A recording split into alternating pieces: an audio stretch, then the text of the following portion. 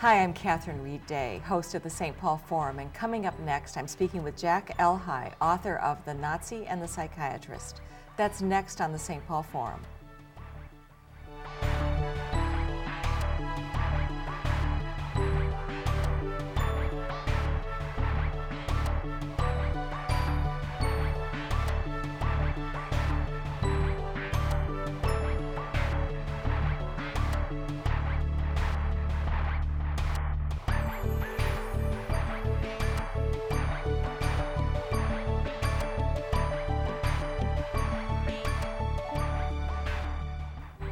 Welcome to the St. Paul Forum. I'm Catherine Reid, and joining me today is Jack Elhai, author of a number of books and magazine articles, but today we're going to talk about your book, The Nazi and the Psychiatrist, among other things. Welcome, Jack. Thanks for having me here. Glad to be here. Yeah, it's wonderful. We can confess we met each other many, many years ago, and but haven't seen each other in a long while.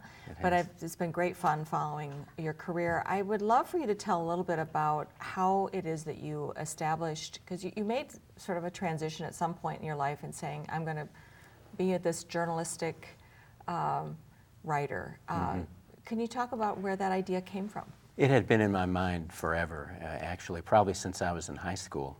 But it's very hard to start a career as a journalistic writer, especially independently, not working on staff for a newspaper or a magazine, and I wasn't doing that.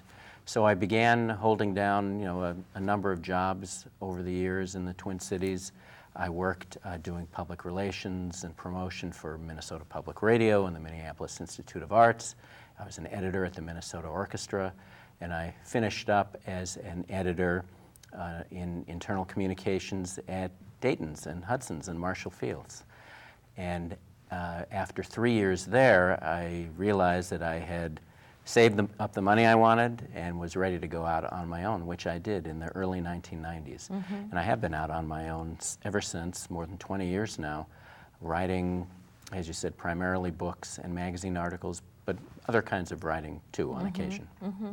Well, so this idea, I love hearing that process because so many people, I think more people are having to be entrepreneurial and independent. They're figuring out how to craft a different kind of lifestyle. I really am a believer in helping people understand that process. Some of what you're saying was you were listening to a voice in yourself that said, this is what I want to do.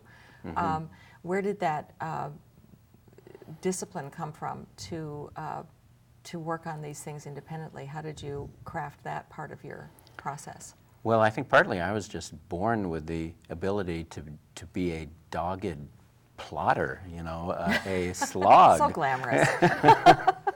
I'm very persistent and stubborn when it comes to pursuing goals, and I think the reason why I have published what I published was I have just stuck with it for a ridiculously long time.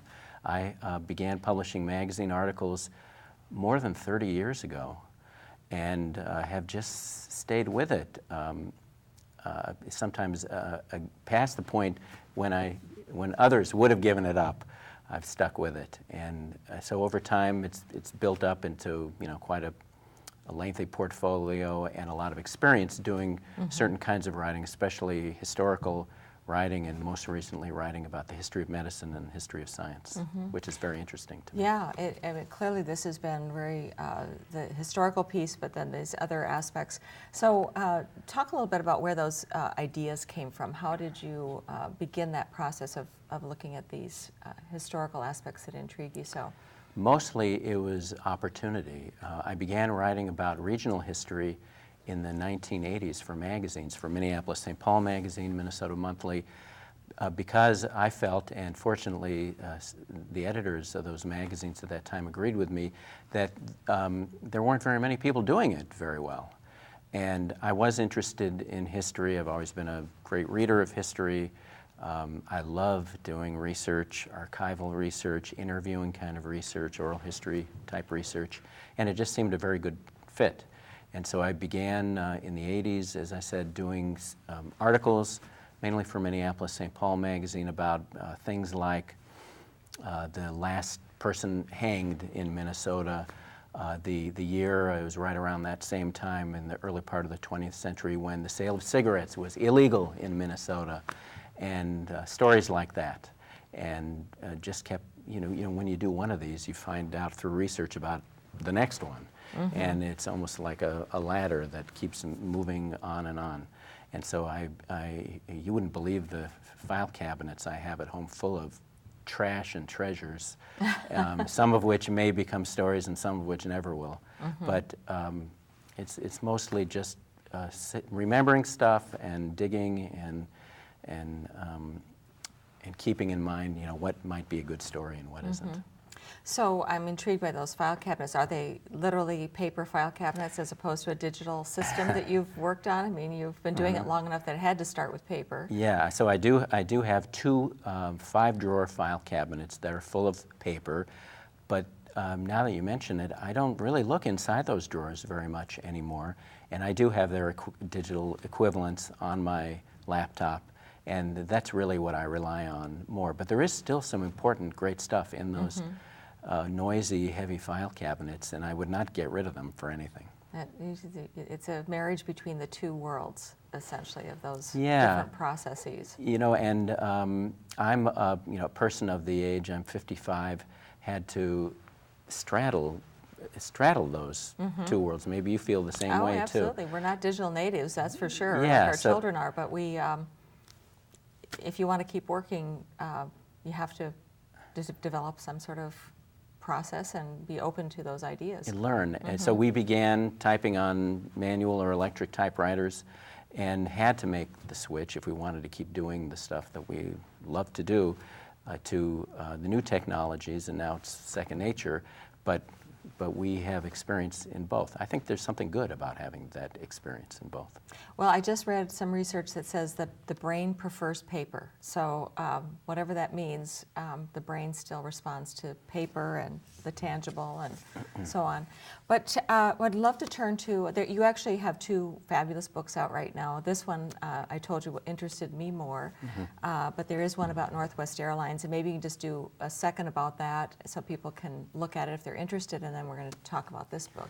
Sure. I have another book that came out in November 2013 called Nonstop, A Turbulent History of Northwest Airlines. It's a cradle-to-grave history of Northwest, a corporate biography. And what I tried to do was identify some of the main themes in Northwest's history. I was able to, and personalities, I was able to make use of this fabulous archival collection of Northwest corporate papers that the company about 15 years ago had great foresight in donating to the Minnesota Historical Society. Had they not done that, then all of that material would be sitting in some storage locker or storage room in Atlanta, I'm sure right now, with the rest of the Delta archives and not seeing the light of day. Mm-hmm. But this stuff is available. No one had used it yet. In writing a book, the archive included incredible photographs that had never before been published. So my book, Nonstop, includes more than 200 photos, most of them from that collection at the Minnesota Historical Society, but from some other sources, including a wonderful museum in Bloomington that a lot of people don't know about called the NWA History Center.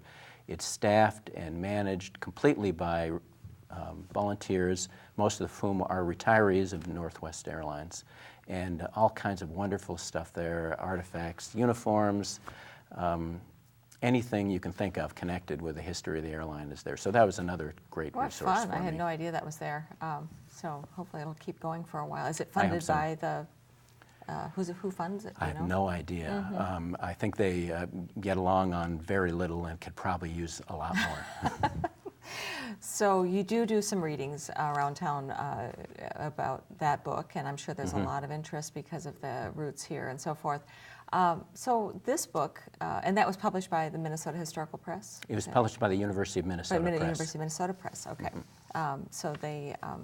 So the combination of these two treasures in our community that help those things happen. And how unusual is it that a city our size would have so many great publishers, not just those two that we've mentioned, but lots of others. So that's one of the reasons why I live here. It's a great place to be a writer. Right, it is. I mean, you think about the attention that all of our presses are getting right now. It's quite remarkable. There are just so many. Yeah. And then to have our very own ambassador for youth literature in Kate DiCamillo, which I just practically wept when I heard that. But anyway, that's not what we're here to talk about. So the idea for this book, The Nazi and the Psychiatrist, where did this one come from? It grew directly out of research that I did for an earlier book called The Lobotomist. And that book was a biography of the psychiatrist who developed lobotomy as a treatment for psychiatric illness and advocated on its behalf for decades. And as it turned out that this lobotomy doctor had a side interest. He wasn't just interested in lobotomies, but he was also interested in the study of his colleagues, other psychiatrists who had taken their own lives in the course of their work. And so I read everything this lobotomy doctor wrote, and he wrote some essays about psychiatrists who had committed suicide. And so he mentioned this one psychiatrist who he had met named Douglas Kelly, a former U.S. Army psychiatrist who had worked with the top Nazi leaders who were indicted and tried at Nuremberg after World War II.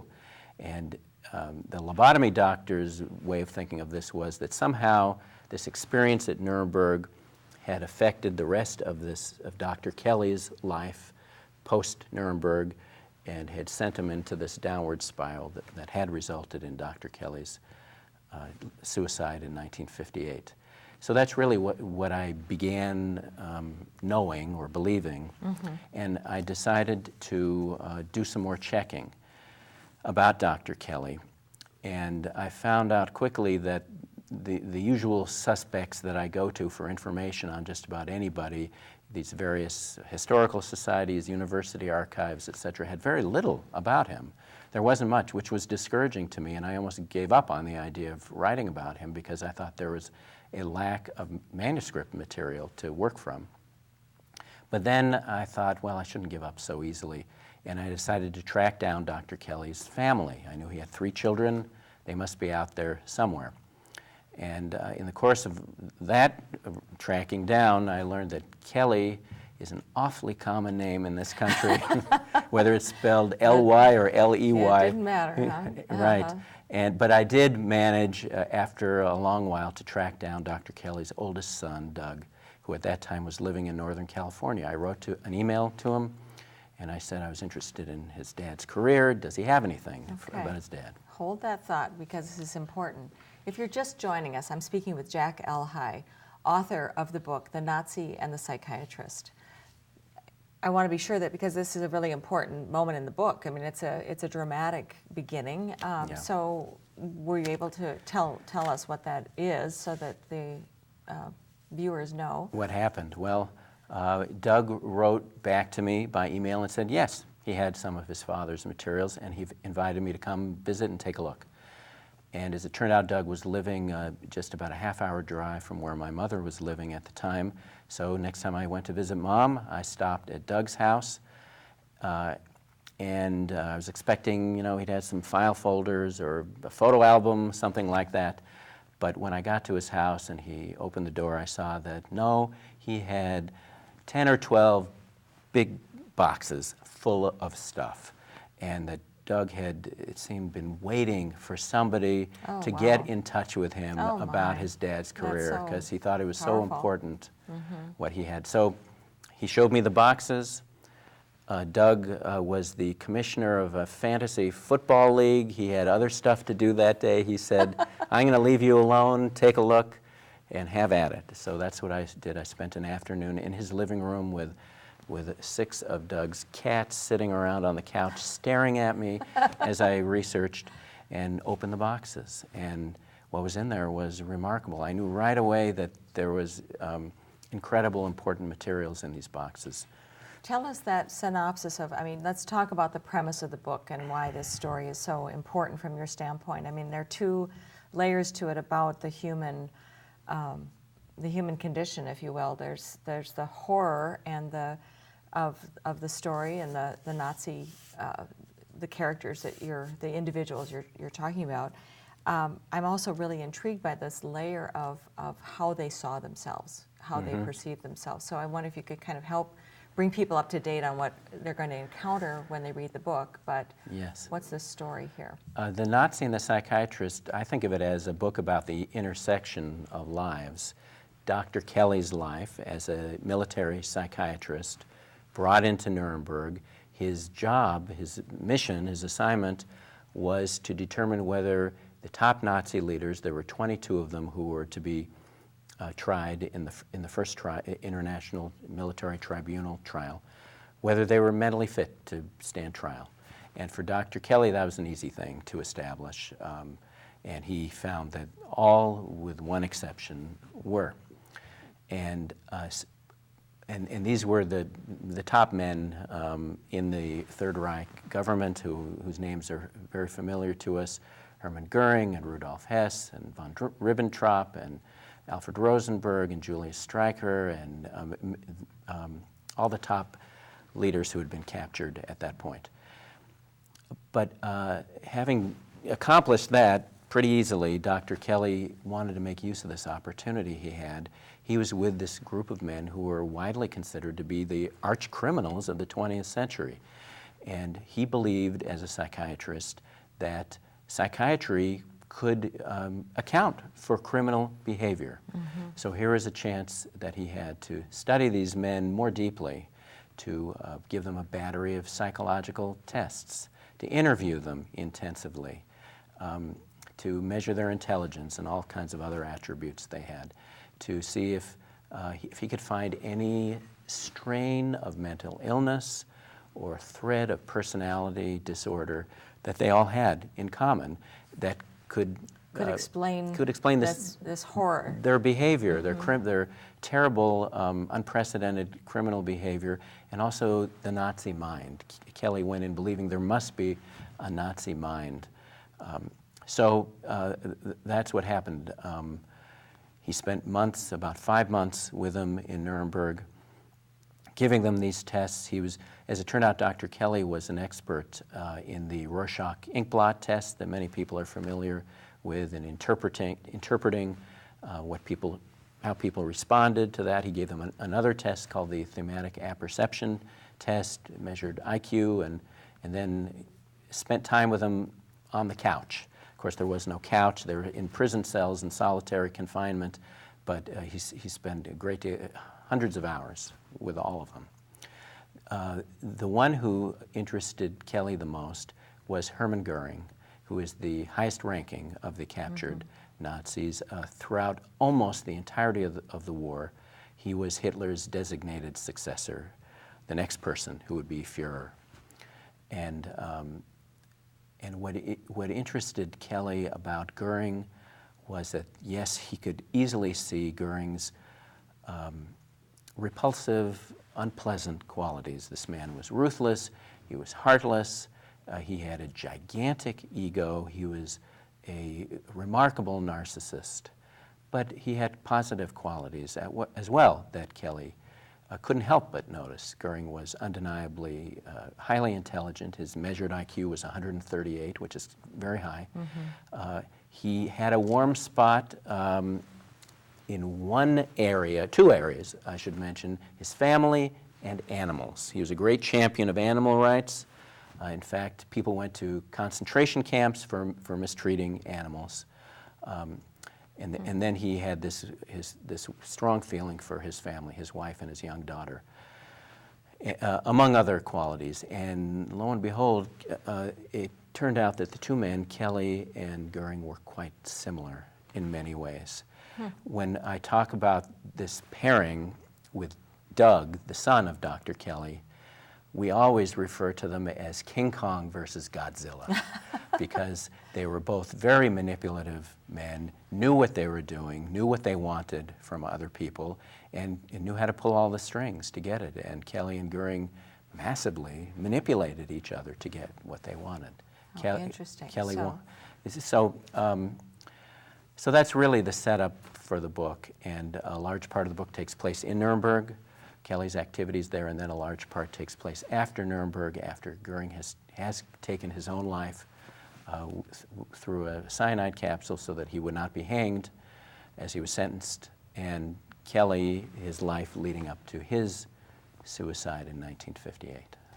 And how old was this son when his father committed suicide? Doug was 10 years old. He witnessed the suicide. It occurred in California, in the Berkeley area, in front of the entire Kelly family. And so the book, it's not a big spoiler that I'm giving. It's the beginning. Yeah, it's the opening pages of the book describe the suicide. And Doug, the son, I would say he's a highly evolved person, a wonderful person. I'm so glad I got to know him. And he has worked through and thought through his father's suicide over many, many years. Doug is in his mid-60s now. And he was a terrific source and led me to many other sources in addition to all these papers he had. Do you feel that for this son that, I mean, when you said it was like he was waiting for someone, do you feel like this was a purpose, whether we're conscious or unconscious, that he wanted to support the revelation of this story, do you think? I think so, and I think it was conscious. Doug came into possession of all the papers after his mother died, Dr. Kelly's widow, which happened about 10 years ago now.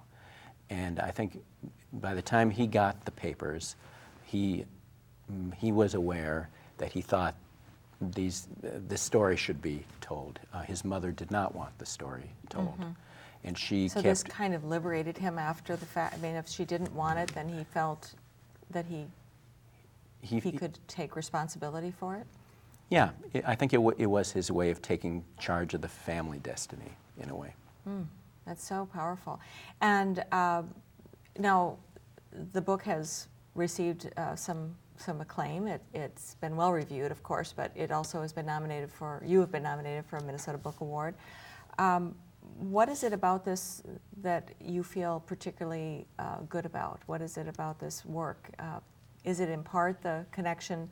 You say you've spoken to the fact that you are Jewish and had wanted to look into this experience, a historical trauma that we've all know about, but how do you see the book now? I usually come into a book with a couple of central questions, things that I really want to answer, and it's usually the pursuit of those questions is what drives me through the book. And I don't always state in the book what those questions are for the reader to know, but I hope after a while the reader is aware of them. And the main question for me in this book was, is there a connection between Dr. Kelly's suicide in 1958 and Hermann Goering's that occurred 12 years before? If there is a connection, what was it, and why is it important? That's, if I had to say one thing that the book is about, it's that. Another thing is that this is really a little-known story that grows out of World War II. Dr. Kelly's work in Nuremberg, there were some other people, psychiatric people working in Nuremberg as well, or psychologists. And it's an interesting story. So much of World War II has been written about. Here is one little corner of that history that hadn't been illuminated, and I thought it was important to do so. You mentioned the nomination for the Minnesota Book Award. One thing that is also very gratifying to me is the book has done extremely well in Europe. Really? It was published in January in the UK, but in November in France, and actually achieved a bestseller status as a top-selling history book in France. That's great. And that is gratifying to me because people in Europe really, in addition to all the service people from the United States and other countries who went to Europe to fight, and in Asia, people in Europe lived this story. Right. And it has a different meaning, I think, to them, and I think they have different questions. Right. So do you feel that you found the answer for yourself to your own questions? Enough of an answer. There's never a complete answer, and one thing I always realize after finishing a book like this is that whereas I often go into it thinking, okay, this is what happened and this is what happened, I realized that no, it's not quite so black and white, that it's all a spectrum of grays. And so I come out of it very conscious of the shades of gray rather than the blacks and the whites. So I believe that I certainly know more than when I started. Yes, absolutely. And it was a wonderful journey getting there, and I hope that's what readers will feel too, that the journey to the final page has been worthwhile. It has been worthwhile. Yeah. And I think that point about these that's what I found so interesting about the dilemma around the question of their health, their mental health, and looking for that explanation, is that, and it seems to me that such a relevant dialogue. We're looking at how we imprison people in the United States, what we imprison people for. We seem to have been a culture that has been trying to come up with simple black and white answers, and it seems like the work you're doing is inviting us to ask a deeper question and look to ourselves and look to our own community and saying, where would we fall on this spectrum? Right, and where do other people fall too? Kelly hoped that the study that he made of the Nazi leaders would lead to this great career that he would have afterward, being able to identify dangerous people who were like the Nazis. Right. But it wasn't that simple. It's not that simple. No. So I know you're doing a lot of readings. We want to encourage people to follow you. You've got a website that they can check you out? Yep, you can find all my readings and appearances and more about the books at my website, which is elhai.com, el-hai.com. Okay, great. And you'll be doing some more public appearances locally soon? Yep, they're scattered out over the next 6 months. And with two books at the same time, you're having to be schizophrenic, right? I will wake up and remember which book am I talking about today. Yeah, so. I wish there was a connection between the two. There really isn't. Well, it's great history. Yeah. That's the connection as I see it. Thank you so much, Jack. That's all we have time for. Please join us again next week on the same platform.